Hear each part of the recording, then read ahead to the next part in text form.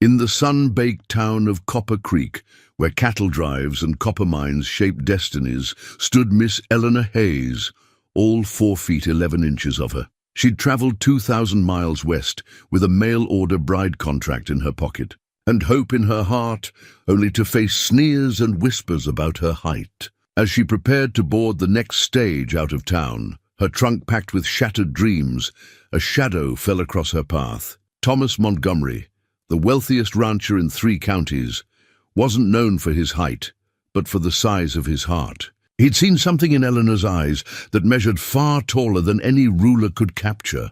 What secret from Thomas's past made him the only man in Copper Creek who could truly see her worth? Before we jump back in, tell us where you're tuning in from. And if this story touches you, make sure you're subscribed, because tomorrow I've saved something extra special for you.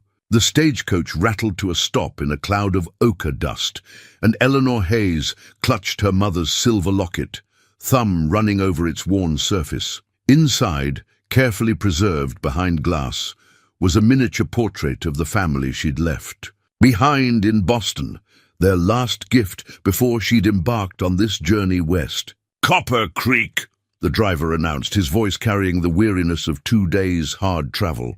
Eleanor gathered her skirts, careful not to let them drag in the mud that lingered from yesterday's rain. As she reached for the door handle, a gentleman's voice called out, "Allow me, miss." The door swung open to reveal a middle-aged man with kind eyes and silver at his temples. "Welcome to Copper Creek. I'm Dr. Wilson." He offered his hand, then paused, blinking twice as Eleanor stepped down. Even with the coach's bottom step, she barely reached his shoulder. "Miss Eleanor Hayes," she replied, lifting her chin with the quiet dignity her mother had instilled in her. "I'm here to meet Mrs. Whitaker." "Ah, the matchmaker." Something flickered across the doctor's face, concern perhaps, or pity. Eleanor had seen that look before, had learned to steel herself against it. "Her office is just down the street, past the general store." Eleanor retrieved her trunk, a modest thing that held everything she deemed worth bringing to her new life. The doctor moved to help, but she shook her head with a smile. "I manage quite well, thank you." She'd learned long ago that being small didn't mean being helpless. The main street of Copper Creek stretched before her, a mixture of wooden boardwalks and rutted dirt, lined with false-fronted buildings that reached toward the vast Montana sky. Women in practical calico dresses hurried about their errands, while cowboys lounged outside the saloon, their spurs catching the late afternoon sun. Eleanor's fingers found the locket again, drawing strength from its familiar weight. "You'd be proud, Mama," she whispered. "Your little girl made it all the way west." The word "little" caught in her throat, but she pushed past it. Height hadn't stopped her from graduating top of her class at the Women's Academy, or from managing her father's books when his eyes began to fail. She spotted Mrs. Whitaker's office, a neat white building with green trim and a small brass plaque. Through the window she could see a woman with elaborately styled grey hair bent over a desk. Eleanor took a deep breath, straightened her travel-worn jacket, and pushed open the door. The bell's cheerful tinkle announced her arrival. Mrs. Whitaker looked up, her professional smile freezing slightly as she took in Eleanor's diminutive stature. "Miss Hayes, I presume." The matchmaker's voice held a note of dismay that Eleanor recognized all too well. "Your letters were so well written, I had assumed." She trailed off, shuffling through papers on her desk. "Yes, Mrs. Whitaker, I have my contract here." Eleanor withdrew the carefully preserved document from her reticule. Her hand trembled slightly, but her voice remained steady. "I understand you have several gentlemen interested in meeting potential brides." Mrs. Whitaker accepted the contract, her lips pressing into a thin line. "Miss Hayes, I feel I must be honest with you. The men out here, they're looking for sturdy wives, women who can handle the physical demands of ranch life." Eleanor's fingers tightened around her mother's locket. "I assure you, what I lack in height, I make up for in determination and capability." But Mrs. Whitaker was already shaking her head. "Perhaps Perhaps we should discuss alternative arrangements. The school might need an assistant teacher, or, outside the window, a tall man rode past on a magnificent black stallion. He sat straight in the saddle, authority in every line of his form. For just a moment his gaze met Eleanor's through the glass, and something passed between them. A flash of recognition, though of what, she couldn't say.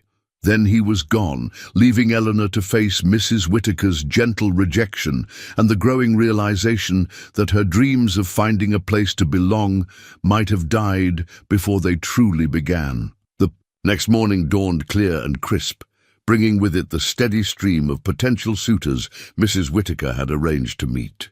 Eleanor sat straight-backed in the matchmaker's parlor, her mother's locket providing cold comfort as man after man took one look at her and found somewhere else to be. "Perhaps if you stood," Mrs. Whittaker suggested helplessly to Eleanor after. The third man made his excuses. "I assure you, Mrs. Whittaker, standing won't add the 6 inches they seem to require." Eleanor's voice remained level, though her fingers trembled as they smoothed her skirts. The door opened, admitting a tall man with weathered features. "Jim Hawkins," he announced, then stopped short. "Ma'am, there must be some mistake." "No mistake, Mr. Hawkins," Eleanor said, rising to her full height, such as it was. "I'm the one who wrote about having experience with bookkeeping and animal husbandry." He shifted uncomfortably. "Didn't expect... Well, meaning no offense, but I need someone who can reach the top shelf in the kitchen without a ladder." After he left, Mrs. Whittaker disappeared into her back office, returning with a hand-lettered sign that made Eleanor's heart sink further. "Notice, all potential brides must meet minimum height requirements for ranch work." "I'm sorry, dear," the matchmaker said, propping the sign in her window, "but we must be practical. These men need wives who can handle the physical demands of frontier life."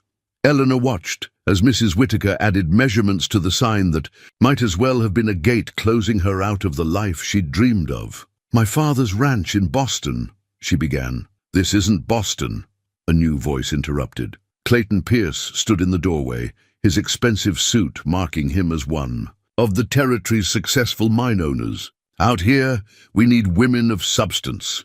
His eyes raked dismissively over Eleanor's small frame.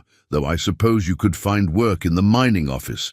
We need someone to crawl into the small spaces with the account books." Heat flooded Eleanor's cheeks, but she lifted her chin. "I prefer the open air, Mr. Pierce." "Suit yourself," he turned to Mrs. Whittaker. "Speaking of suits, I'm still waiting to meet that Boston heiress you mentioned in your letter, the one with the substantial dowry." Eleanor gathered her reticule, unable to bear another moment of being discussed as though she were a defective piece of merchandise. Outside, the morning bustle of Copper Creek continued, unaware of her humiliation. Women carried baskets of fresh bread and produce, their skirts swishing efficiently around their ankles that, Eleanor noted with bitter humor, were all at least a foot higher off the ground than her own. She was so lost in her thoughts that she nearly collided with a group of cowboys emerging from the general store. "Watch where you're—" "Oh!" One of them stopped short, peering down at her. "You must be the little lady from the matchmakers. Boys, come see what the East sent us." Laughter rippled through the group. Eleanor clutched her mother's locket, wishing she could disappear into it like the tiny painted figures inside. Then a shadow fell across the boardwalk, and the laughter died. "Something amusing, gentlemen?" The voice was deep, quietly authoritative. Eleanor turned to find the man she'd seen yesterday on the black stallion. Up close, he was less imposing, in height than she'd imagined, though still tall enough that she had to tilt her head back to meet his eyes. "Mr. Montgomery?" one of the cowboys mumbled. "No, sir, just leaving, I believe." There was no overt threat in his tone, but the cowboys scattered like leaves in a wind. Eleanor straightened her shoulders. "Thank you, Mr. Montgomery, but I don't need—" "Thomas?" he interrupted, then smiled slightly at her startled look. "My name is Thomas, and I know you don't need rescuing, Miss Hayes, Eleanor Hayes." She waited for the familiar flicker of surprise. The measuring... Look, it didn't come. Instead, he gestured to Mrs. Whitaker's window. Interesting sign. Though I've found that measuring someone's worth by inches is about as useful as measuring a horse's spirit by the size of its stall. Before Eleanor could respond, Mrs. Whitaker appeared in the doorway. "Mr. Montgomery, I had no idea you were... That is, we don't often see you in town. Were you perhaps interested in discussing potential matches?" Thomas's eyes never left Eleanor's face. "Perhaps I am, Mrs. Whitaker. Perhaps I am." The black stallion stood tethered outside Mrs. Whitaker's office, its silver-studded bridle catching the morning light. Eleanor had never seen such intricate leatherwork.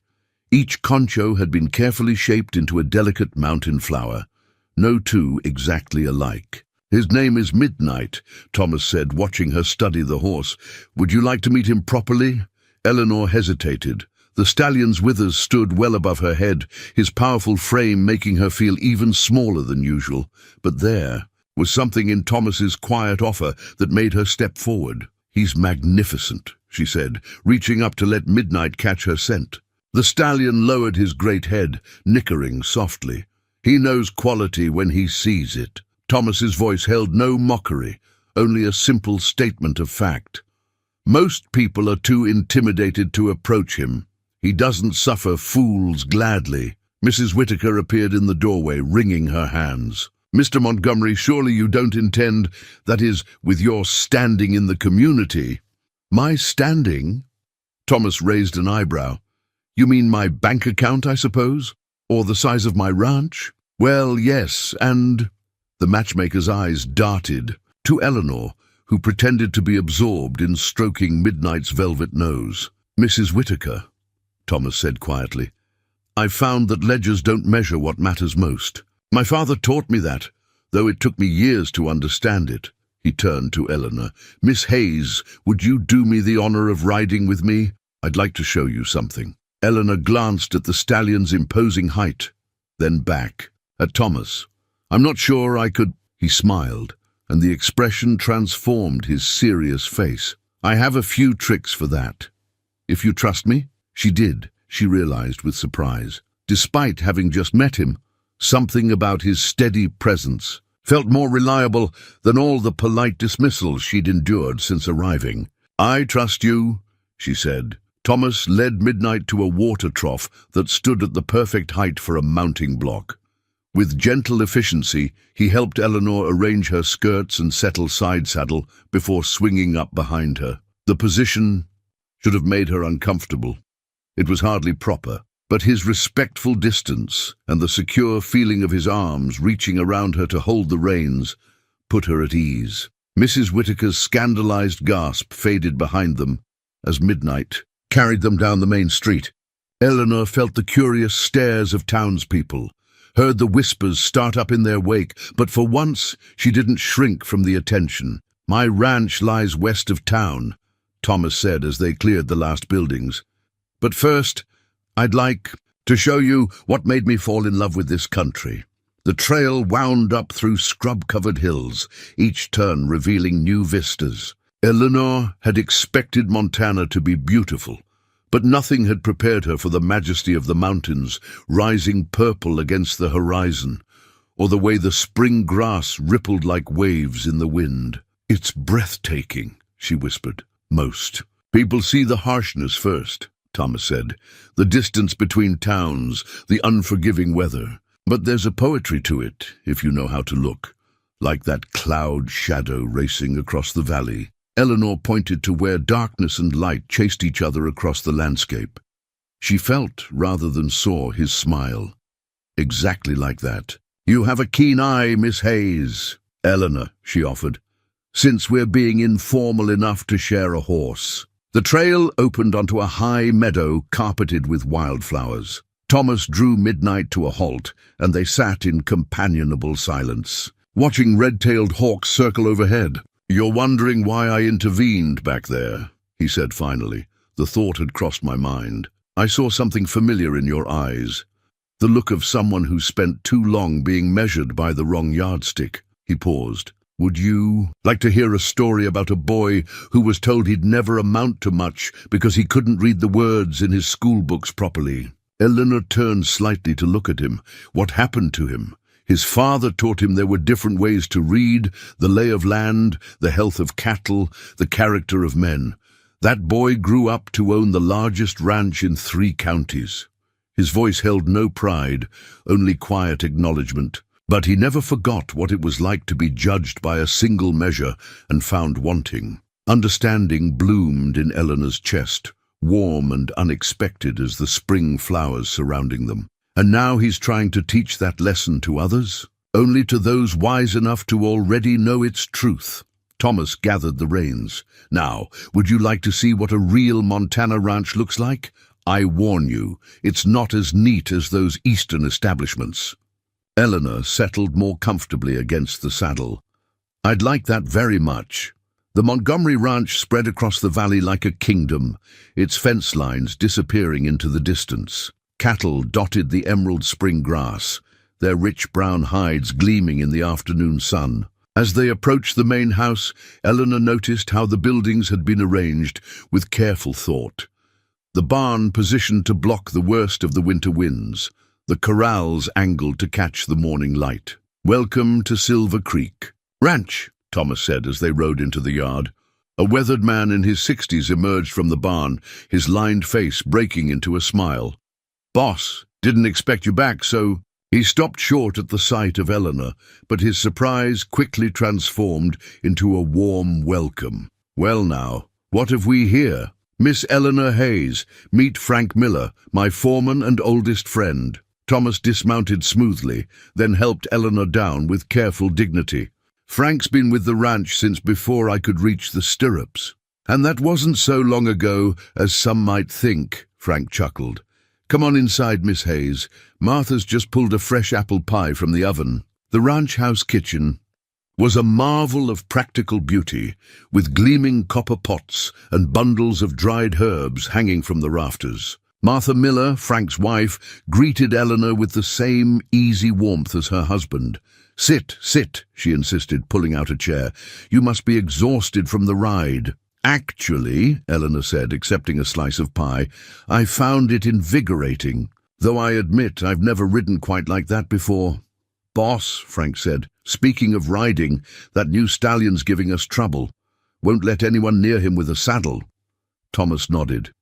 We'll look at him after lunch. Miss Hayes, would you care to observe? I have a feeling you might have some insight. Before Eleanor could respond, Martha was already wrapping a second slice of pie. Take it with you to the study first. Thomas, show her the ledgers while Frank and I tend to things. Thomas led Eleanor down a hallway to a room lined with bookshelves. An enormous desk dominated one corner, its surface neat but well used. He pulled a leather-bound book from a shelf, its pages soft with age. The first ledger my father kept, he explained, laying it carefully on the desk. He started with 12 head of cattle and more dreams than sense, according to my mother. Eleanor leaned forward, instantly recognizing the careful columns of numbers and notes. But something was different about the way they were arranged. These aren't standard accounting entries. No, Thomas smiled. My father developed his own system. You see, when I was young, letters would sometimes jump around on the page for me. Numbers, too. He figured out that if we organized them differently, he traced a pattern on the page. The information was easier for me to grasp. Eleanor studied the elegant solution.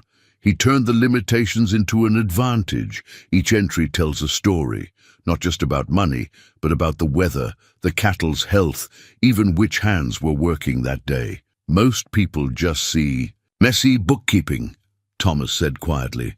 You're the first to understand it right away. She looked up to find him watching her with an intensity that made her heart skip. Because it's brilliant. You can track patterns this way, that's standard. Ledgers would miss. Her fingers traced a series of entries. See here, you predicted the drought of 21 3 months before it hit. We did, he acknowledged. Sold off the extra stock early, bought feed when prices were low. It saved the ranch while others struggled. He turned a page. After my father passed, I kept his system, added to it. The bank thought I was crazy at first, but the results spoke for themselves," Eleanor finished, seeing the steady growth documented in the careful columns. She understood now how this man had built his empire, not through inheritance or luck, but through intelligence and determination. "Miss Hayes," Thomas paused, then continued, "Eleanor, would you be interested in seeing more of how we run things here? Frank and Martha have a spare room, if you'd like to stay a few days. Completely proper, of course." Eleanor thought of Mrs. Whittaker's dismissive looks, of the sneering cowboys in town.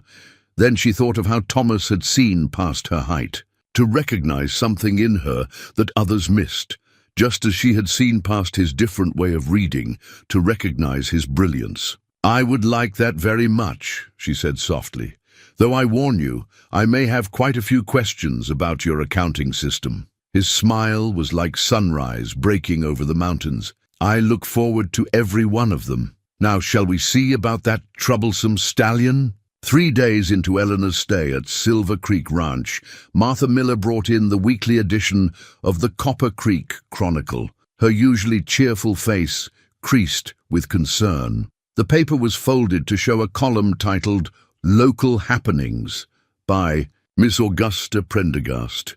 "You might want to see this," Martha said, setting it beside Eleanor's morning coffee. Eleanor picked up the paper, her heart sinking as she read.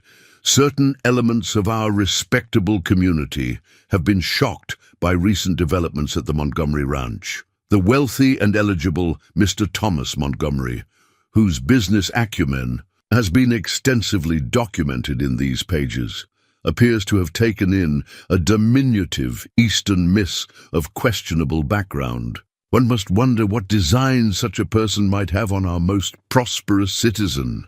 "Ridiculous," Martha snorted, pulling biscuits from the oven with more force than necessary. "As if Thomas hasn't turned away every fortune hunter in the territory." Eleanor set the paper down carefully, her fingers finding her mother's locket. "Perhaps I should return to town. I don't want to cause trouble for Thomas." "And prove Augusta Prendergast right." Martha placed a warm biscuit on Eleanor's plate. "That woman's been trying to marry her niece to Thomas for 3 years. Besides," she added with a knowing smile, "I've seen how he looks at you when you're working with that wild stallion." It was true. Over the past days, Eleanor had discovered a gift for gentle persuasion with the horses. Her size, which had been such a liability in town, proved an advantage in the corral. The nervous stallion that had fought every handler now accepted her approach, perhaps seeing her as less threatening than the tall cowboys. "Miss Hayes." Thomas's voice from the doorway made both women turn. He held another newspaper in his hand, this one yellowed with age. "I thought you might like to see this. It's from when I first started expanding the ranch." The headline, "Read, Local Ranchers' Unusual Methods Raise Eyebrows." Below was a younger Thomas, standing proud beside his father's modest herd. "They said I was fool-headed," he continued, pulling out a chair. "That my different way of doing things would ruin me. 5 years later, they were all copying my methods." He met Eleanor's eyes. "The thing about small towns, Miss Hayes, is they fear what they don't understand, until they do understand it. Then they pretend they knew its value all along. Like your accounting system? Like a woman who knows her own worth, regardless of how others measure it." He spread butter on a biscuit with deliberate care. "I'm riding out to the north pasture today. There's a line shack needs checking. Would you care to accompany me?" Eleanor knew what the town would say about such an excursion. She could almost hear Miss Prendergast's scandalized gossip, but she also knew that in 3 days she'd felt more at home on this ranch than she had anywhere since leaving Boston. "I'll pack us a lunch," Martha said before Eleanor could respond. "Frank's been meaning to repair that back window in the shack anyway. He'll ride up later." And so, an hour later, Eleanor found herself once again mounted behind Thomas on midnight, breathing in the sage-scented morning air. This time, though, she felt none of the uncertainty of that first ride. Her body had learned to move with the horse's stride, and her heart had learned to trust the man who guided them through the rolling hills. "You know," Thomas said as they crested a rise overlooking a green valley, "I've been thinking about expanding the breeding program. We could use someone with a good eye for horseflesh and a gentle hand with the nervous ones." Eleanor smiled, understanding the offer hidden in his words. "Would this position include access to those fascinating ledgers of yours? If the candidate were qualified in bookkeeping as well as horse whispering?" His voice held a warmth that had nothing to do with the morning sun. "I believe that could be arranged." The morning sun hadn't yet cleared the mountains when Eleanor discovered the gift outside her door. A beautifully crafted mounting block stood in the yard, its solid oak construction disguising its elegant design. 3 graduated steps, each one cunningly carved with a mountain flower pattern that matched Midnight's bridle, led to a sturdy platform. "Do you like it?" Thomas's voice came from the barn doorway. He stepped into the dawn light, wiping his hands on a cloth. "I noticed you studying the height of the horses yesterday." Eleanor ran her hand over the smooth wood, feeling the care in every detail. "It's beautiful, but you didn't have to." "I wanted to." He moved closer, his voice softening. "Everyone deserves the tools to do what they're capable of. Besides," a smile touched his eyes, "I can't always be around to help you mount, much as I might wish to be." A throat cleared behind them. Clayton Pierce stood at the yard gate, his expensive suit already gathering dust from the road. "Well, isn't this cozy? The whole town's talking about your unusual arrangement here, Montgomery." Thomas's expression cooled, but his voice remained civil. "Clayton, what brings you out so early?" "Business." Pierce's eyes fixed on Eleanor. "Though I'm surprised to find you entertaining, especially given the recent newspaper coverage." "Miss Hayes is helping with our horse breeding program," Thomas said evenly. "She has a remarkable touch with the more challenging animals." Pierce's laugh held no humor. "Is that what we're calling it now? Though I suppose even a man of your standing might be lonely enough to—" "Mr. Pierce," Eleanor's quiet voice cut through his insinuation, "I believe you'll find the ranch office opens at 9. If you have business to discuss, I'd be happy to review the accounts with you then." Something ugly flickered across Pierce's face. "You're letting her handle the books? Montgomery, have you lost your mind?" "Miss Hayes is more than qualified." Thomas's tone held a warning. "Now, if you'll excuse us, we have work to attend to." After Pierce left, Eleanor turned to the mounting block, her cheeks still burning. Without a word, she gathered her skirts and climbed the steps, settling herself expertly onto the back of the waiting mare, a gentle bay Thomas had assigned her. "Shall we see to that new foal?" she asked, gathering the reins. Thomas's pride was evident as he mounted Midnight. "Lead the way." Throughout the morning, Eleanor proved herself more than capable. She helped deliver medicine to a sick calf, assisted with training the nervous stallion, and demonstrated her growing skill with the ranch's unique bookkeeping system. If her hands sometimes shook when she remembered Pierce's sneering face, she steadied them by touching her mother's locket, or running her fingers over the carved flowers on her mounting block. During the noon break, as they sat in the shade of a cottonwood tree, Thomas finally spoke of what had been bothering him. "Pierce isn't just here about business. He's been buying up struggling ranches, using the drought as leverage." "The drought that your father's accounting system helped you predict," Eleanor noted. "Yes, he's tried to convince me to sell several times." Thomas absently stroked Midnight's nose. "Keeps talking about modernization, efficiency, but I've seen how he runs. His mind's no regard for the land or the people who work it." Eleanor thought of the careful notes in the ledgers, recording not just profits but rainfall patterns, cattle health, and the welfare of every ranch hand. "He'd destroy everything you've built, everything my father built," Thomas corrected. Gently. "I just expanded on his vision." He turned to face her fully.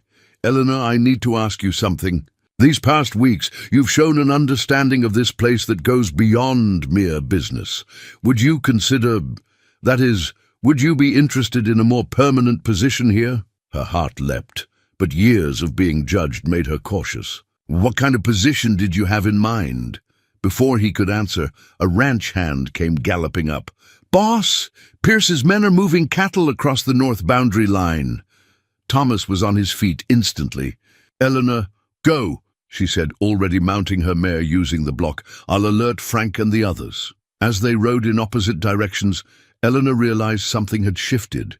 She was no longer the uncertain mail-order bride seeking approval. She had found her place, not despite her size, but because of all the qualities that made her who she was. And if Clayton Pierce thought he could threaten that, he was about to learn that the smallest packages often contained the strongest. Steel. Eleanor sat at Thomas's desk, surrounded by ledgers and property maps, her own neat account book open before her. While Thomas and the hands dealt with Pierce's men at the boundary, she had work of her own to do. Her fingers traced across the entries, following the patterns Thomas's father had created and his son had perfected. "There," she murmured, marking a page with her finger. "That's what he's after." Martha appeared in the doorway with coffee. "Found something? Look at this." Eleanor pointed to a series of entries. "The creek that runs through the north pasture. It's not just water rights. According to these surveys, there are copper deposits all along that ridge.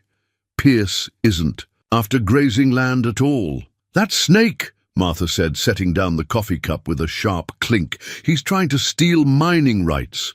Eleanor was already pulling out more papers. "And that's not all. See these weather patterns? The droughts. Breaking. Pierce knows it. That's why he's moving now, before the land values recover."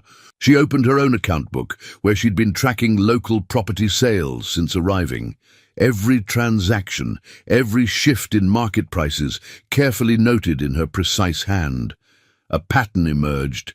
Pierce had been systematically buying land around Silver Creek Ranch, piece by piece. "He's boxing us in," she realized. "If he controls the water rights—" Hoofbeats in the yard interrupted her. Thomas strode in, his face dark with anger. "Pierce's men pulled back, but they're claiming there's a dispute over the boundary line. Says his deed shows the creek is his." Eleanor finished.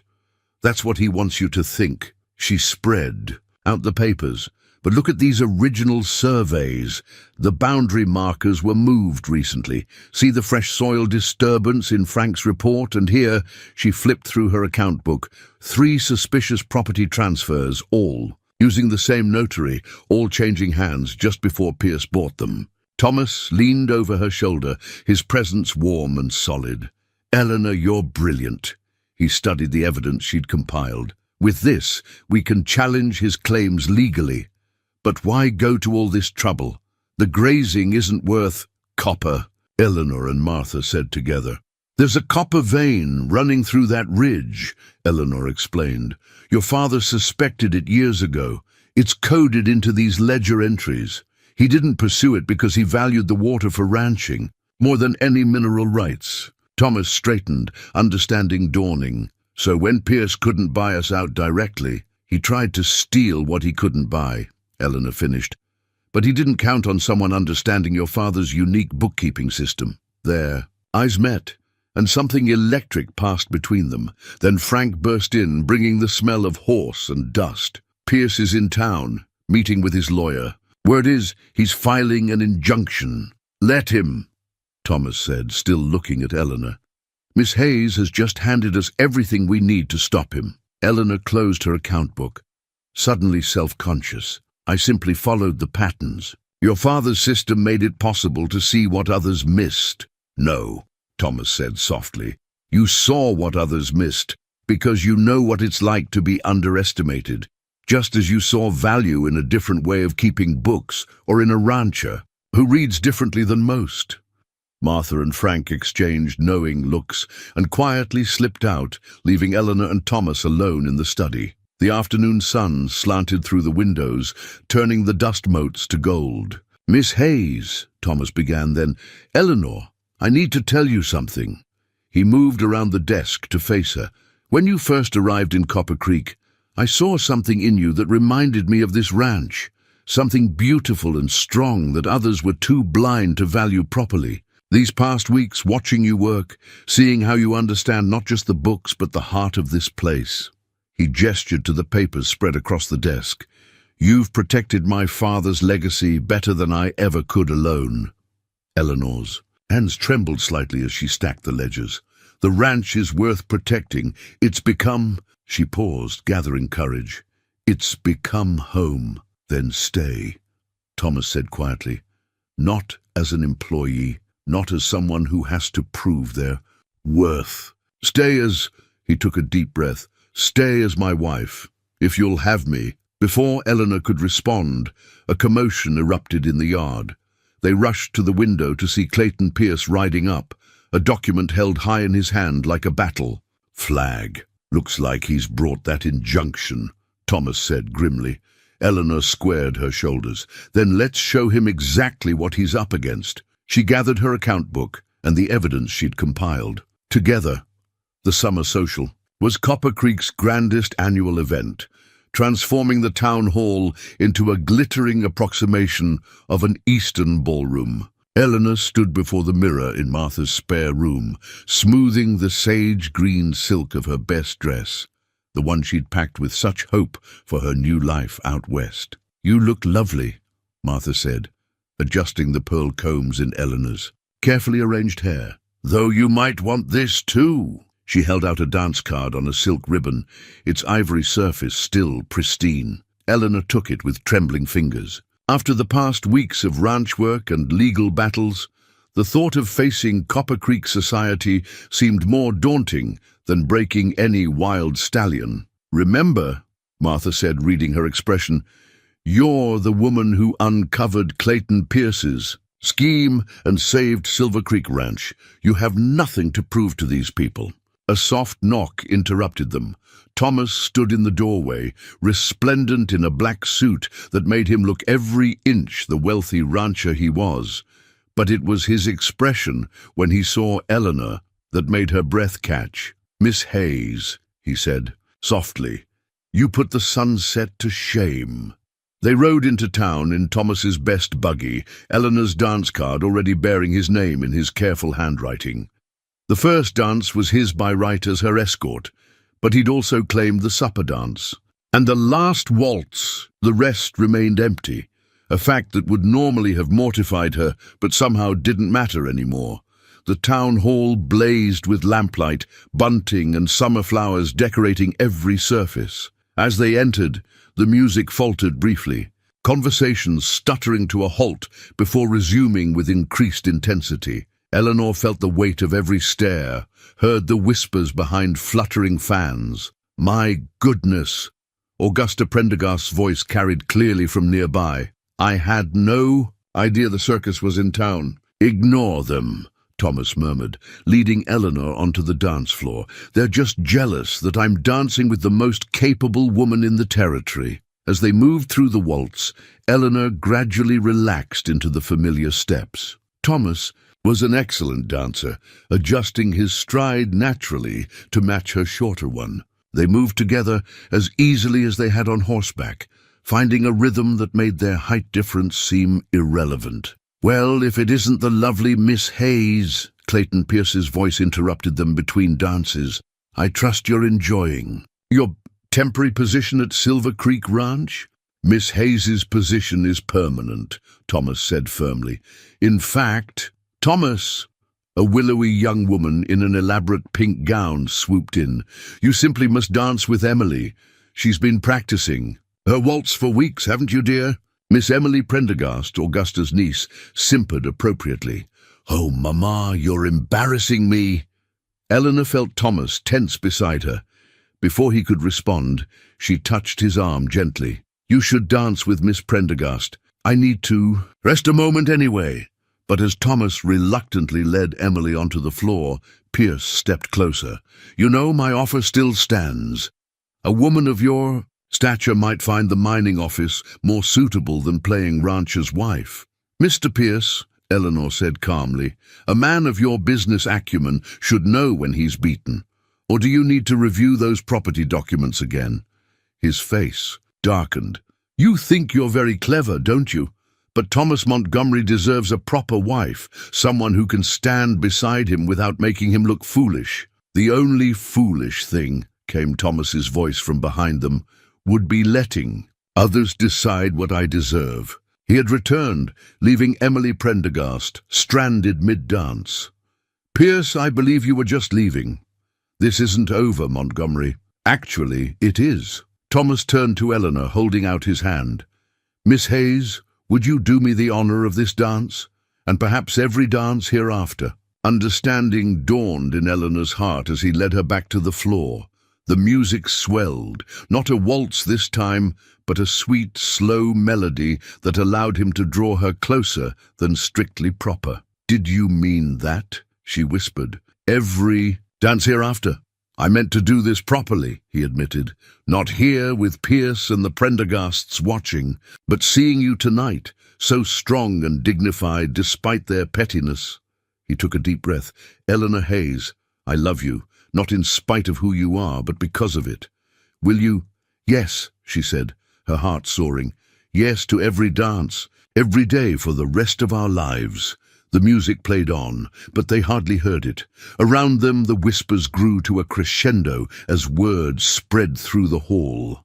But for once, Eleanor didn't care about her height, or what anyone thought of.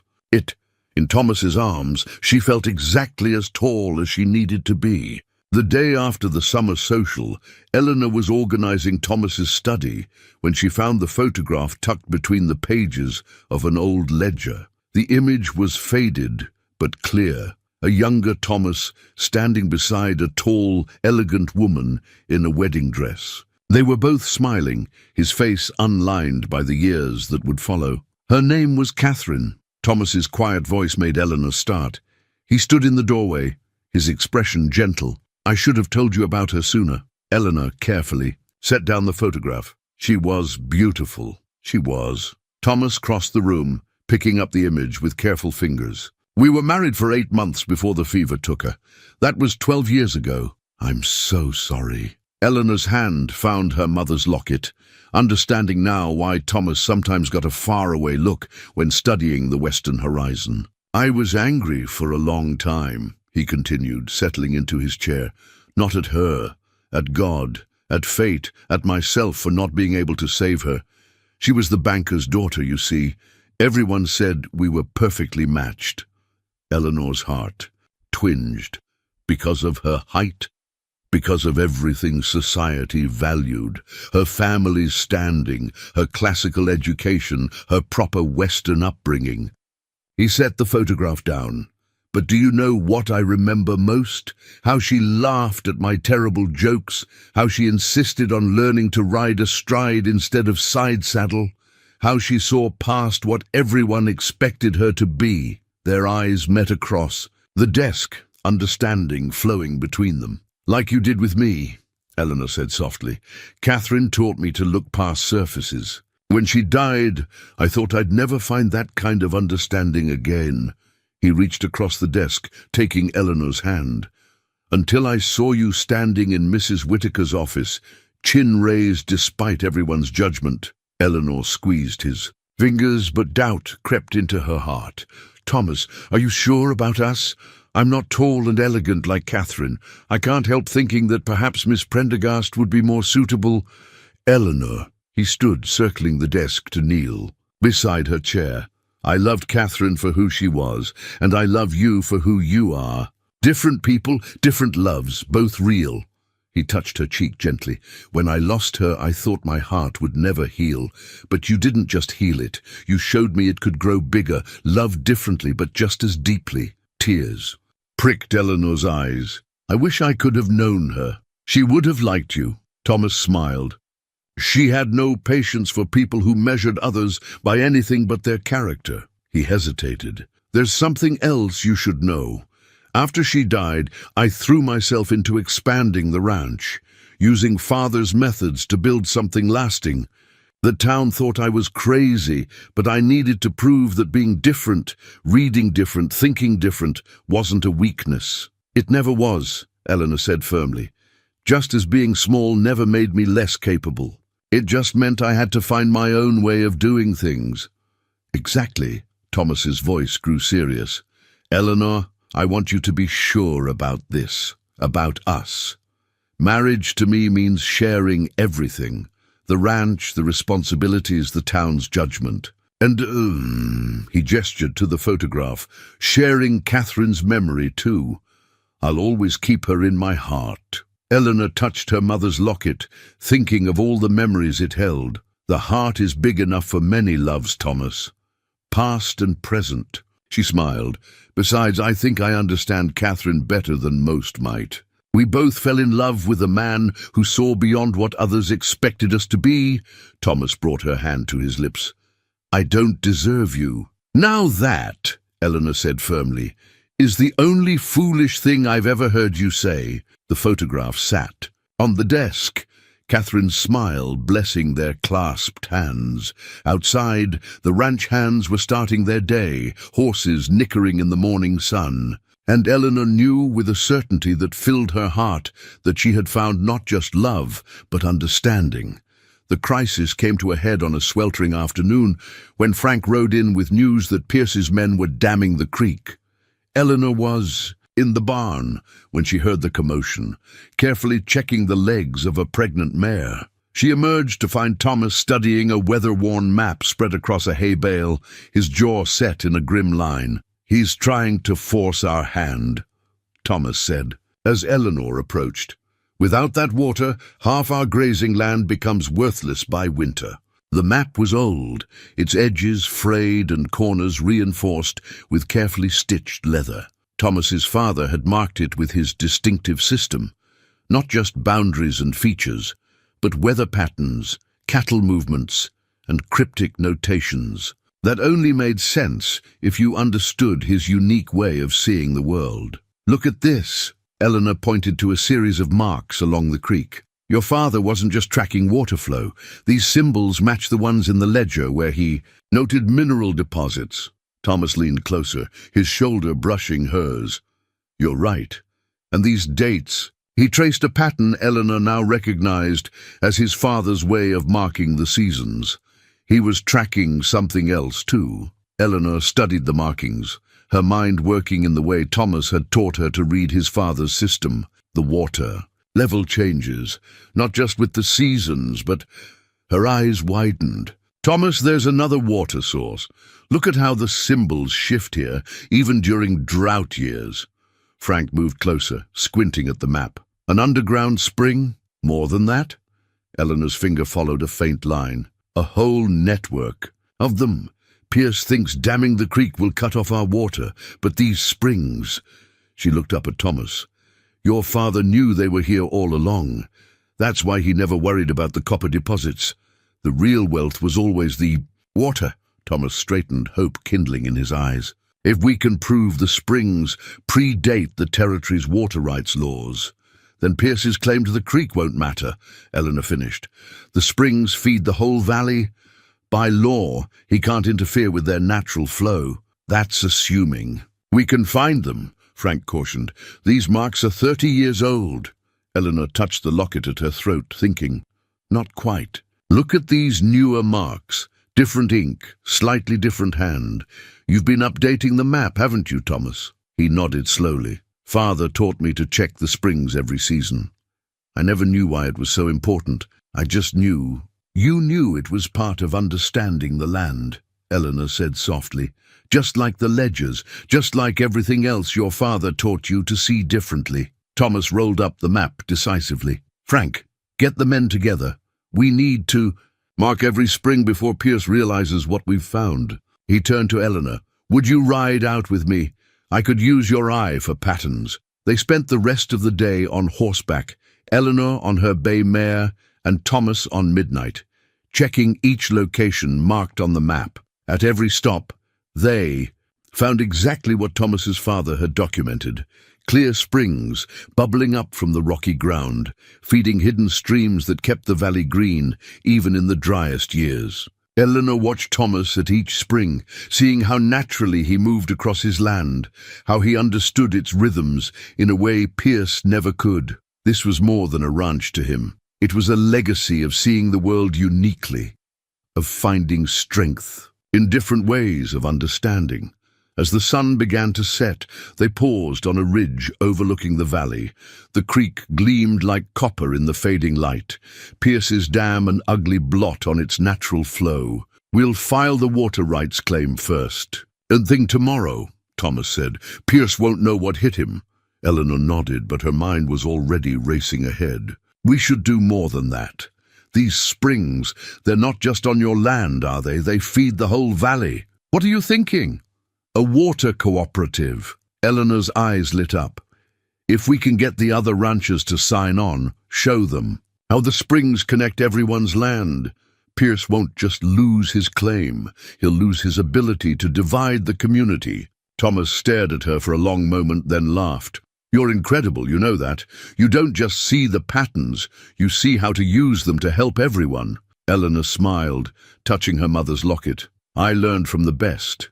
Your father's map, your way of reading the land. You taught me to see beyond the surface, just like you saw beyond my height." The setting sun painted the valley in shades of gold and purple. Tomorrow would bring challenges, legal battles, community meetings, Pierce's inevitable resistance. But sitting there on their horses, the weather-worn map safely tucked in Thomas's saddlebag, Eleanor knew they would face it all together, each bringing their own unique way of seeing the world. Thomas was uncharacteristically nervous at breakfast the next morning, barely touching Martha's fresh biscuits. When Eleanor entered the kitchen, he stood so quickly he nearly knocked over his coffee cup. "Ride with me?" he asked. "There's something I'd like to show you before we head into town to file those water rights." The morning air was crisp, heavy with the scent of sage and early autumn. Thomas led them along an unfamiliar trail, climbing higher into the hills than their usual routes. Eleanor had long since learned to trust both him and her mare, letting the horse pick its way along the narrow path, while she enjoyed the way the rising sun painted the valley below. They stopped in a small meadow surrounded by aspen trees, their leaves just beginning to turn gold. Thomas helped Eleanor dismount, then reached into his saddlebag. "I've been working on this," he said softly, pulling out a wooden box about the size of a thick book. "Started it the day you figured out Father's ledger system." The box was a work of art. Carved into its surface were all the symbols from Thomas's father's mapping system, the marks for springs, the patterns that tracked seasons, the special notations that had helped a boy who read differently understand his world. But Thomas had transformed them into something new, weaving the symbols into an intricate design of mountain flowers that matched Eleanor's mounting block and Midnight's bridle. "Thomas?" she breathed, running her fingers over the delicate work. "It's beautiful. Open it." Inside, nestled on a bed of soft cloth, lay a ring. Not a traditional diamond, but a band of silver carved with the same patterns as the box set, with a small piece of copper ore that caught the morning light like a flame. "The copper's from the first sample Father found," Thomas said quietly. "The one that made him realize the real treasure wasn't in mining, but in understanding the land deeply enough to protect it." He took Eleanor's hands in his. "Just like the real treasure I found wasn't what anyone else might have been looking for, but something far more precious." Eleanor's heart thundered in her chest as Thomas went down on one knee before her. "I had a whole speech planned," he admitted with a soft laugh, "about how you see the world the way I do, not just the surface, but the patterns underneath, about how you understand that being different isn't a weakness, but a gift that lets us see things others miss, about how you make me feel tall in all the ways that matter." Tears blurred Eleanor's vision as she squeezed his hands. "But what it all comes down to is this," Thomas continued. "I love you, Eleanor Hayes. I love your brilliant mind and your gentle heart. I love how you handle scared horses and angry men with the same quiet strength. I love that you understand my father's legacy better than anyone else ever has." He took a shaky breath. "Will you marry me? Will you help me build something even bigger than Silver Creek Ranch? A life where we both get to be exactly who we are?" Eleanor pulled him to his feet, unwilling to let him kneel before her. "Yes," she whispered. "Yes to all of it." His Hands trembled slightly as he slipped the ring onto her finger. It fit perfectly, just like everything else he'd made for her. "I was so nervous about the size," he admitted. "Kept measuring it against your mounting block carvings while you were working with that new colt." Eleanor laughed through her tears. "Of course you did. Just like you measured all those steps and platforms so I'd never need to ask for help unless I wanted to." He drew her close, his voice rough with emotion. "I never want you to feel like you have to be anything other than exactly who you are. Not on our ranch, not in town, not anywhere." "Our ranch," she repeated softly, liking how it sounded. "Our everything," he corrected, and kissed her. The aspens rustled around them, their leaves catching the morning sun like countless tiny mirrors. The horses grazed contentedly nearby, Midnight's silver-studded bridle flashing as he moved. And in Eleanor's hands, the carved box held more than just a ring. It held the promise of a life built on seeing the world differently, on finding strength in what others might call weakness, on measuring worth not by inches or ounces, but by the size of one's heart. "We should get to town," she said eventually. "File those water rights before Pierce causes more trouble." Thomas smiled against her hair. "Already thinking about protecting our land?" "Always." Eleanor tucked the box carefully into her saddlebag. "Besides, I can't wait to see Miss Prendergast's face when she notices this ring." His laughter echoed across the meadow as they mounted, up ready to face whatever came next. Together, the Copper Creek Chronicle's wedding announcement caused exactly the stir Eleanor had expected. She found the paper on her desk that morning, the small notice somehow managing to both announce and disapprove of her engagement in the same carefully worded paragraph. "Mr. Thomas Montgomery, owner of Silver Creek Ranch and one of our territories, most prosperous citizens, announces his engagement to Miss Eleanor Hayes, formerly of Boston. The unusual match has sparked considerable discussion among local society, though Mr. Montgomery appears quite decided on the matter. The wedding is planned for early October. They couldn't just say, 'Congratulations,' like normal people." Martha huffed, setting down Eleanor's morning coffee with more force than necessary. Eleanor folded the paper with a small smile. "At least they didn't mention my height this time. Only because Augusta Prendergast is too busy organizing a protest of sorts." Martha lowered her voice. "Word is, she's convinced half the ladies' auxiliary to boycott the wedding." "Only half?" Eleanor raised an eyebrow. "I'm improving. Last week it was 3/4. The kitchen door opened, bringing the smell of morning frost and leather. Thomas strode in, looking more amused than concerned. "Well, my love, we've caused quite the scandal. Pierce just informed me that the bank's annual harvest dinner might have to be postponed. Apparently, several leading citizens are concerned. About, what did he call it? The example we're setting for proper social order." "Proper social order," Eleanor laughed. "Is that what we're disrupting? Among other things." He dropped a kiss on her head, though Pierce was less amused when I showed him the water rights documentation. "Amazing how many other ranchers were willing to sign onto your cooperative idea once they understood the spring system." Eleanor touched the copper ring on her finger. "He can't fight the whole valley." "No, but he's trying." Thomas sobered slightly. "He's been spreading rumors about the ranch's finances, suggesting our marriage is some kind of business arrangement to save me from bankruptcy." "As if you'd need saving," Martha snorted. "Not with those ledgers Eleanor's been keeping." A knock at the door interrupted them. Frank entered, looking uncomfortable in his Sunday best. "Boss, Miss Eleanor, there's a delegation from town, the Reverend's with them." Eleanor's heart sank. She'd known there would be opposition, but she hadn't expected the church to become involved. Thomas took her hand. "We'll face them together." The delegation waited in the formal parlor.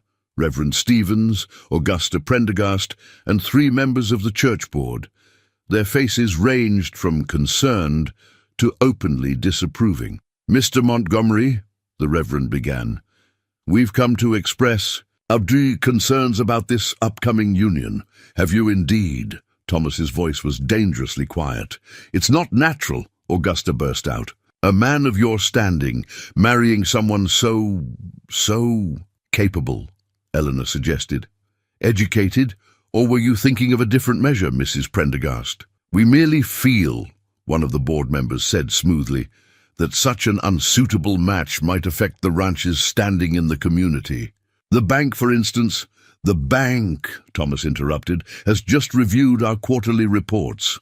Reports that Miss Hayes prepared, showing our highest profits in 10 years. Would you like to see them? This isn't about money, Augusta snapped. It's about propriety, about maintaining proper order in society. Eleanor felt Thomas tense beside her, but she squeezed his hand and stepped forward. You're right, Mrs. Prendergast. It's not about money. It's about love, respect, and seeing people for who they truly are.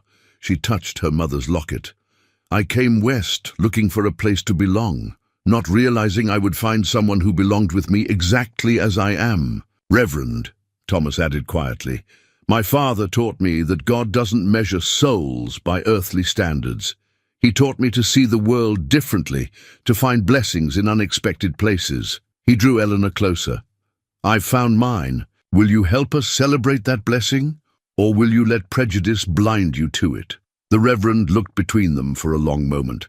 Then, surprisingly, he smiled. Your father was a wise man, Thomas, and he would be proud of the wisdom you've found. He turned to his companions. I will be performing this wedding. Those who wish to celebrate God's love in all its forms are welcome to attend. Augusta Prendergast stormed out, taking 2 board members with her, but the third lingered, looking thoughtful. You know, he said slowly, my sister out in California married a Chinese merchant. Family was scandalized. Now he's the most respected businessman in San Francisco. He nodded to Eleanor. Sometimes the best matches are the ones that make us question our assumptions. After they left, Eleanor turned to Thomas. That went better than expected. He chuckled. Only you would call. That better? Well, we still have a reverend, and at least one ally on the church board. She grinned. Plus, you should see the books I've been keeping. Pierce won't know what hit him when the quarterly report goes public. Thomas gathered her close. Have I told you lately how glad I am that you're too short to be a proper bride? Yes, Eleanor laughed, stretching up to kiss him, but you can tell me again. The letter arrived on a Tuesday, the familiar handwriting making Eleanor's heart leap. She'd written to her family about the engagement weeks ago, but the distance between Montana and Boston made responses painfully slow. It's from Sarah, she told Thomas, who was pretending not to hover anxiously nearby. Her younger sister's letter was characteristically thick, several pages covered in her elegant script. Dearest Eleanor, she read aloud, sharing the news with Thomas and Martha, who had given up any pretense of not listening. Your letter caused quite the stir here in Boston. Mother cried, happy tears, she insists. Father beamed like he'd personally arranged the match, and I nearly scandalized the entire sewing circle by shouting finally in the middle of Mrs. Whitmore's drawing room. But more importantly, I'm on my way. By the time you receive this, I'll be halfway to Montana. Don't protest. You know you need me there. Someone has to help with the wedding preparations, and more importantly, someone has to meet this remarkable man who sees our Eleanor as clearly as we always have. Also, I'm bringing Mother's wedding veil, she insisted, though we may need to make some alterations, as she is, as you always reminded me growing up, unfairly tall. Eleanor's voice caught on the last words, tears threatening. There's more, she continued after a moment. Listen to this. I know some of the town's reaction has been difficult. Mother grew quite fierce when she read that part of your letter. You know how she gets when anyone threatens her cubs. But, Eleanor, dearest, from everything you've written about Thomas and the ranch, it sounds like you found exactly what you were looking for, even if it wasn't what you expected to find. Remember what Father always said, the best things in life rarely come in the packages we expect. Though I suspect he was talking about that Christmas pony that turned out to be a library of books. P.S. Is your Thomas really as tall as you described? Because if so, your wedding portrait is going to be gloriously unconventional, and I absolutely cannot wait to see Mrs. Whitmore's face when I show it off at the next sewing circle. She sounds wonderful, Thomas said, smiling at Eleanor's obvious joy. She is. Sarah's the tall one in the family. She took after Mother's side, but she never once made me feel small. Eleanor touched her locket. She used to let me stand on her school books when we practiced dancing, saying it was only fair since I'd helped her learn her sums. Martha wiped her eyes with her apron. Well, we'd better get the guest room ready. When does she arrive? Eleanor checked the letter's date. According to this, tomorrow's stage. The next day found them all at the stage depot, Eleanor practically bouncing with anticipation. When the coach finally arrived in a cloud of dust, a tall, elegant young woman emerged, her traveling dress somehow still immaculate after days of travel. Eleanor! Sarah rushed forward, then stopped short, taking in Thomas's presence. She drew herself up to her considerable height, fixing him with a stern look that was somewhat undermined by her twitching lips. So, you're the man who's stealing. My sister, Sarah, Eleanor protested, but Thomas stepped forward with a gentle smile. Not stealing, he said quietly, just promising to cherish her as much as her family does. Sarah's attempt at severity crumbled. Oh, bother. I was going to make you work much harder for my approval. She hugged him impulsively.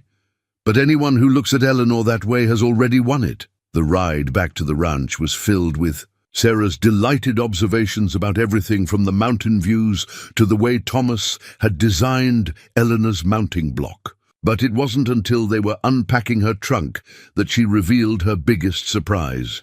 Mother and Father are coming too, she announced, pulling out the promised wedding veil. They've already left Boston. Father said wild horses couldn't keep him from walking his Eleanor down the aisle. Eleanor sat down hard on the bed. But the journey, their responsibilities, are less important than being here for this. Sarah sat beside her, taking her hand. Besides, Father said something about wanting to meet the man who understands, that the best gifts often come in unexpected packages. That evening, watching Sarah charm the ranch hands with her wit and height-enabled ability to reach the top shelf of Martha's kitchen cabinets, Eleanor felt the last piece of her heart settle into place. Thomas found her on the porch watching the sunset paint the mountains. Happy? He asked softly. Complete, she corrected. My family, our ranch, you, she leaned against him. Though I suspect having Sarah here is going to make the town. Talk even more. She's never been one to hold back her opinions, Thomas laughed. Good. Between her height and your strength, we'll show them that love comes in all sizes. Eleanor touched her copper ring, thinking of the family traveling across the country to be with her, of the sister who had dropped everything to help, and of the man who had seen past everything to love her heart. We already have. The legal document arrived 3 days before Eleanor's parents were due to reach Copper Creek. Frank brought it in during breakfast, his weathered face dark with concern. The packet bore the territorial court seal and Clayton Pierce's signature. He's challenging the original land grant, Thomas said grimly, scanning the dense legal text. Claims Father's grant wasn't properly registered due to... His jaw tightened, due to his different way of filling out the forms. Eleanor took the document, her heart sinking as she read. Pierce's lawyers had seized upon the unique way Thomas's father had completed the territorial paperwork. The same different way of seeing things that had made the ranch so successful. This is ridiculous, Sarah declared, reading over Eleanor's shoulder. Surely they can't invalidate a 30-year-old grant because the forms were filled out uniquely. They can try. Thomas pushed back from the table. Pierce is claiming Father's irregular documentation means the original boundaries were never properly established. If the court agrees, they could void the entire grant, Eleanor finished quietly. Everything would revert to territorial control, and Pierce just happens to have an application ready to claim it. Thomas's voice was bitter. 20 years of building something different, something that works, and they want to destroy it because the papers weren't filled out in the proper way. Eleanor's mind was already racing, thinking of the ledgers, the maps, the careful documentation that had protected them before. "Thomas, where are the original grant papers?" "In Father's strongbox. But they'll just show the same unique notation, system that Pierce is using against us." "Good." Eleanor stood decisively. "Sarah, help me in the study. We need every document your father kept about the grant application." Hours later, the study looked like a paper storm had hit it. Eleanor and Sarah had spread documents across every surface, creating a timeline of the ranch's founding. Martha kept them supplied with coffee, while Thomas and Frank gathered supporting statements from longtime neighbors. "Look at this," Sarah said suddenly. "In the territorial records from that year, all land grants had to be verified by a federal marshal within 6 months of approval." Eleanor's heart leaped. "And your father's grant was verified by Marshal James Cooper." Thomas pulled out another document. "I remember him. He used to stay at the ranch when making his rounds. Thomas stopped, understanding dawning. "He had a son who read differently too." Eleanor was already pulling out more papers. "So when he verified the grant, he would have understood." "Father's notation system," Thomas finished, "and his verification makes the grant legally binding, regardless of how the forms were filled out." "But that was 30 years ago," Sarah pointed out. "Is Marshal Cooper still alive?" "No," Thomas said softly, "but his son." He turned to Frank. "Ride to Millbrook. Find Michael Cooper. Tell him we need his help remembering how his father made the law work for everyone, not just those who saw things the proper way." As Frank rode out, Eleanor studied the original grant papers with new understanding. Thomas's father hadn't just created a different way of documenting things. He'd found allies who understood that different didn't mean wrong. The marshal's verification wasn't just a signature. It was a statement that there was more than one right way to do things. "Pierce doesn't understand," she said, touching the copper ring Thomas had given her. "He thinks everything has to fit. His idea of proper to be valid. But your father built something better by being different." Thomas drew her close. "Just like we're building something better by being ourselves." Sarah watched them with bright eyes. "Pierce is going to regret this, isn't he?" "Oh yes," Eleanor smiled, "because he's not just attacking Thomas's inheritance now. He's attacking everything we believe in. The idea that being different is a strength, not a weakness." The next few days passed in a blur of preparation. Michael Cooper arrived with a trunk full of his father's papers, including personal letters about Thomas's father and the grant verification. Eleanor's parents reached Copper Creek just as Pierce's lawyers filed their formal challenge, but Eleanor hardly noticed the legal storm. She was too busy watching her father, tall, distinguished Jonathan Hayes, shake Thomas's hand with tears in his eyes, too moved by her mother's fierce hug, and whispered, "We're so proud of you," to worry about Pierce's schemes. That evening, as the family gathered on the ranch house porch, Thomas's copper ring caught the sunset light. "We'll need to delay the wedding," he said regretfully, "until this legal matter is settled." "Absolutely not," Eleanor's father interrupted.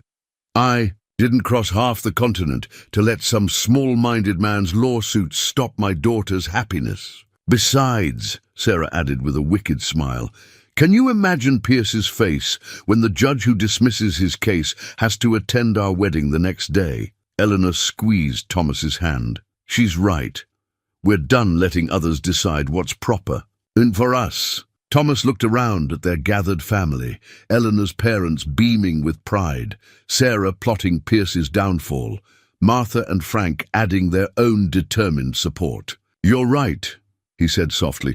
"Let's show them exactly what love looks like when it doesn't follow their rules." The wedding dress arrived from Boston in a box almost as tall as Eleanor. Her mother had commissioned it from their family's longtime seamstress, who had been dressing Eleanor since she was a child. But when they lifted it out, Eleanor's heart sank. Despite knowing her measurements, the seamstress had clearly made it for someone of more proper height. "Don't worry," Sarah said, Seeing her sister's face, "This is why I learned dressmaking. We'll make it perfect." For the next 3 days, while Thomas and Eleanor's father dealt with Pierce's legal challenge, the women transformed the dress. Sarah's clever fingers adjusted the proportions, while Eleanor's mother carefully restyled the train. Martha contributed. Lace from her own wedding dress for the new hemline, and even Augusta Prendergast's former maid, who had quit in protest over her employer's treatment of Eleanor, came to help with the intricate beadwork. "It's not just a dress anymore," Eleanor's mother observed, watching the women work together. "It's a statement." She was right. Every adjustment, every careful alteration, showed that beauty didn't depend on meeting someone else's standards. The final result was a gown that celebrated Eleanor's stature instead of trying to disguise it. The morning of the wedding dawned clear and cool. Eleanor stood before the mirror in her perfectly fitted dress, her mother's veil, now expertly shortened, floating around her shoulders. The copper ring on her finger caught the light, matching the autumn colors Sarah had woven into her bouquet. A commotion outside drew her to the window. Clayton Pierce stood in the ranch yard, waving papers and confronting Thomas. "You can't do this!" Pierce's voice carried clearly. "The judge hasn't ruled on the land grant case. This wedding is a transparent attempt to influence the court." "The only thing transparent here is your desperation," Thomas replied calmly. "The wedding has nothing to do with the case and everything to do with love." "Love?" Pierce sneered. "Look at her. She barely comes up to your shoulder. What will people think?" "They'll think," Eleanor said, stepping onto the porch, "that love sees deeper than height." A collective gasp went up from the gathering crowd. In her perfectly fitted dress, with her head held high, Eleanor seemed to fill the space with a presence that had nothing to do with physical size. "Miss Hayes," Pierce started, but Eleanor cut him off. "Mr. Pierce, you've spent so much time measuring things by your own narrow standards that you've missed what really matters. This ranch thrives because Thomas and his father saw the world differently. The valley prospers because we work together instead of fighting over boundaries. And this dress," she smoothed the silk that fit her like a dream, "it's beautiful because we adapted it to celebrate who I am, not who others think I should be." Thomas moved to stand beside her, and Eleanor saw the moment Pierce realized he had lost more than a legal battle. The community had gathered not just for a wedding, but to celebrate what Eleanor and Thomas represented, the triumph of love and understanding over prejudice and proper appearances. "The judge ruled this morning," Thomas's lawyer called, riding up with a paper in his hand. "The original grant stands. Marshal Cooper's verification was legally binding." A cheer went up from the crowd. Eleanor saw Augusta Prendergast turn on her heel and stalk away, but others who had opposed them were now smiling, perhaps seeing something new in the way Thomas looked at her, or in how she stood tall despite her height. "Well," Reverend Stevens said, stepping forward with a warm smile, "since everyone's already here, shall we have a wedding?" They were married in the ranch yard, surrounded by family, friends, and even former opponents who had learned to see differently. Eleanor's father walked her down an aisle lined with autumn flowers, his face proud as he placed her hand in Thomas's. When Thomas lifted her veil, he didn't bend down awkwardly, as others might have expected. Instead, he knelt before her, making their eyes level, showing everyone that love finds its own way of fitting together perfectly. "I think," he whispered, as the Reverend pronounced them man and wife, "that you're exactly the right height to be my bride." Eleanor smiled up at him, knowing that their victory wasn't just about the ranch or the wedding. They had shown Copper, Creek, and themselves that the best kind of love doesn't try to make people fit some proper mold, but celebrates them exactly as they are. "We did it," she said softly. "We showed them a different way to measure what matters." "No, my love," Thomas replied, drawing her close for their first kiss as husband and wife. "You showed us all." The morning after the wedding, Eleanor sat at Thomas's desk, their desk now, holding the newly recorded ranch deed. Her name had been added alongside his, the formal script declaring them equal partners in both life and business. "It's not just a piece of paper," Thomas said, watching her trace their joined names. "It's a promise to the future." Eleanor smiled, thinking of all the documents that had shaped their journey. The mail-order bride contract that had brought her west, the height requirement notice that had nearly sent her home, the water rights agreement that had united the valley, and now this, official recognition that Silver Creek Ranch belonged to both of them. "Your father would have loved this," she said softly. "His unique way of seeing things carried on through both of us." "He would have loved you." Thomas pulled out the old leather-bound ledger. "Look what I found this morning." Hidden between the pages was a letter, the paper yellowed with age, written in his father's distinctive style. "To my son, and whoever is wise enough to see his worth. I'm writing this as I watch Thomas master our different way of reading the world. Some call it wrong, call him slow because letters and numbers don't sit still for him like they do for others. But I've seen how he reads the land, the sky, the hearts of animals and people. He sees patterns others miss, finds solutions in unexpected places. Whoever finds this letter will have discovered our unique bookkeeping system. You'll have understood that being different isn't a weakness, but a gift. And if you're reading this with my son, you're probably the person I've been praying he'd find, someone who sees the world as richly and differently as he does. Take care of each other and of this land. Build something bigger than either of you could alone. With love and faith in the future, James Montgomery." Eleanor wiped tears from her eyes. "He knew someone would understand eventually." "He knew you would understand," Thomas corrected gently. "Even if he never met you." A knock at the door interrupted them. Sarah entered, her face glowing with excitement. "You need to see this." They followed her out to the yard, where a group of young ranch hands had gathered around Eleanor's mounting block. One of them, a boy who had always struggled with the regular record-keeping system, was explaining how he'd adapted Thomas's father's notation method to track the herd movements. "See, if you mark it this way," he was saying, drawing in the dust, "you can show both where they graze and how long the grass will last. Just like Mrs. Montgomery, showed us with the ledgers." Eleanor squeezed Thomas's hand, watching their legacy already taking root in the next generation. "Your father was right. We are building something bigger." The rest of the morning brought a steady stream of visitors. Eleanor's parents, preparing to return to Boston, promised to send more books on innovative ranching methods. The Reverend came to announce that the church board had unanimously voted to establish a school fund for children who learned differently. Even some of the ladies who had opposed their marriage stopped by, curious about the water cooperative and Eleanor's adaptations to the bookkeeping system. "We're changing minds," Sarah observed, watching another former critic leave with a thoughtful expression. "Not just about you two, but about what's possible when we stop insisting everyone fit the same mold." By sunset, Eleanor and Thomas stood on their porch now by legal deed and loving choice, watching the autumn light paint the mountains gold.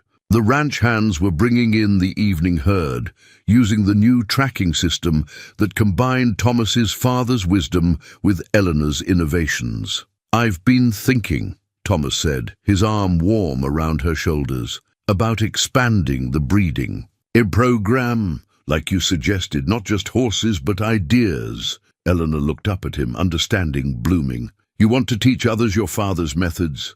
Help them find their own ways of seeing things?" "Our methods now," he corrected. "Think about it. A place where people can learn that different isn't wrong. It's just different. Where they can discover their own strengths, like Father helped me discover mine. And like you helped me see that being small didn't mean being less," Eleanor added softly. "Exactly." His voice grew excited. "We could offer classes in adaptive ranch management, innovative bookkeeping, alternative horse training methods, show people there's more than one right way to do things." Eleanor's mind was already racing with possibilities. We could start with the children who struggle in regular schools. Show them how your father's notation system might help them read in their own way. And then, Thomas smiled, knowing she was just getting started. And then, we show them what's possible when you measure success by understanding rather than conformity. She touched the deed in her pocket, thinking of all it represented. We'll build a legacy of seeing differently. Together, Thomas agreed, bending to kiss her as the sun set on their first full day, as equal partners in every way. 1 year after her wedding, Eleanor sat at her desk in the ranch office, composing a new kind of mail-order bride advertisement. The fresh page before her would soon be sent to papers across the East Coast. But this was no ordinary notice. Seeking women of extraordinary character for exceptional Western matches, she wrote, her pen moving smoothly across the paper. Height, appearance, and conformity to society's expectations are irrelevant. What matters is your heart, your mind, and your willingness to see the world differently. Thomas found her there, adding the finishing touches to her advertisement. "Ready to change more lives?" he asked, smiling at the stack of letters already on her desk. Correspondence from other unconventional couples who had found love in their own unique ways. "Listen to this," Eleanor said, reading from her draft. "Silver Creek Ranch Matchmaking Service specializes in connecting those who don't fit society's traditional mold. We believe that the best matches come from understanding hearts, not outward appearances. Every person has unique gifts to offer, if only given the chance to shine." She touched her mother's locket, now containing a tiny portrait of her and Thomas on their wedding day. "We're not just matching couples," she continued. "We're building a community of people who understand that different isn't wrong. It's just different." The proof of that philosophy surrounded them. The ranch had flourished under their joint management, their unique combination of skills, making it more successful than ever.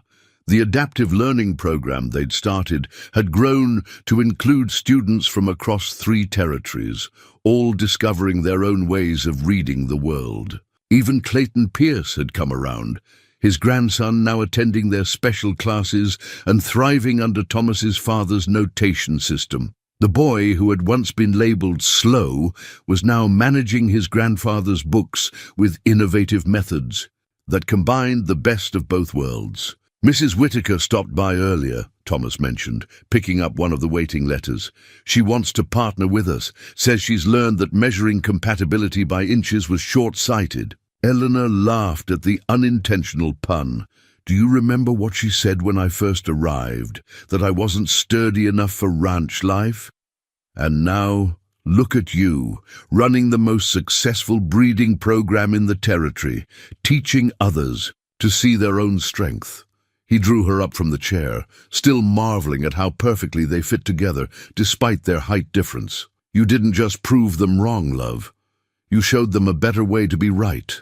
Eleanor added a final line to her advertisement. "At Silver Creek Ranch, we believe that love, like life, comes in all sizes. The only measure that matters is the size of your heart." As she sealed the envelope, the setting sun painted the office in shades of copper and gold. Outside, students were gathering for the evening lecture on adaptive ranch management. Young people who had once been told they didn't fit in were discovering their gifts, learning to see the world through different eyes. "You know," Thomas said, softly, "Father's letter was wrong about one thing. He wrote that you'd understand our way of seeing things, but you did more than that. You helped create a whole new way of seeing." Eleanor touched the copper ring that hadn't left her finger since their wedding day. "We all did. Every person who dared to be different, who refused to be measured by others' standards." She smiled up at him.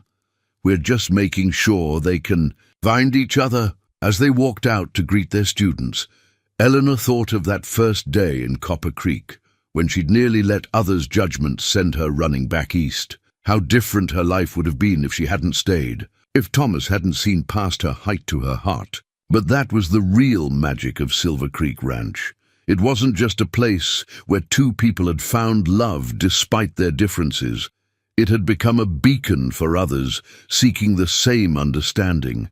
A place where being unique wasn't a flaw, but a gift waiting to be discovered.